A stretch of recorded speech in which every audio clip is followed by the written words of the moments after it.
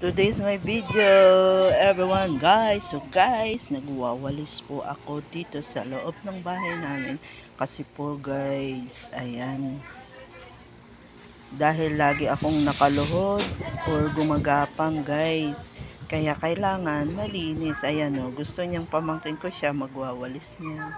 Alam nyo guys, nahiyaman akong humarap sa camera dahil sa itsura ko or kalagayan ko ay sige na, try ko na rin mag video kahit nakakahiya. Ayan, naglinis-linis ako, walis-walis. Ayan guys, ganyan po ako magwalis guys, nakaluhod. Tapos kumakapit po ako sa upuan para kunwari nakakalakad pero nakaluhod lang guys. Ayan guys, ayan ang ginagawa ko para po malinis, walang dumi kasi ayan. Isa pa, may mga pamangkin din po kasi ako dyan na maliit. Kaya kailangan dilinisin ang ayan, yung ibaba.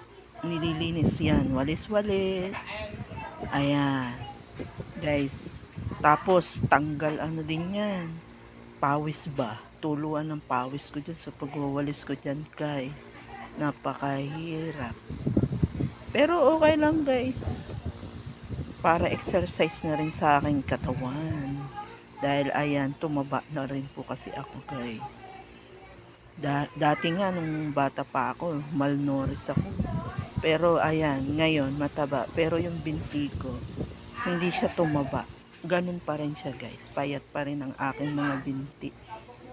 Pero guys, ganyan talaga ako magulis. Pagpasensyahan nyo na ako guys. Pero ayan, linis-linis.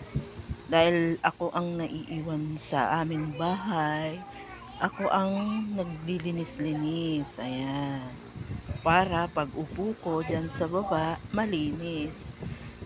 Tapos dyan din kami nakain pagka umuulan sa labas. Yan. Ayan guys. Ayan ang itsura ko. Pagpasensyahan nyo na guys. Ayan. Tapos na ako magwalis nyan guys. Ayan. So guys, thank you for watching. Don't forget to follow. Bye bye, Mama Chup Chup.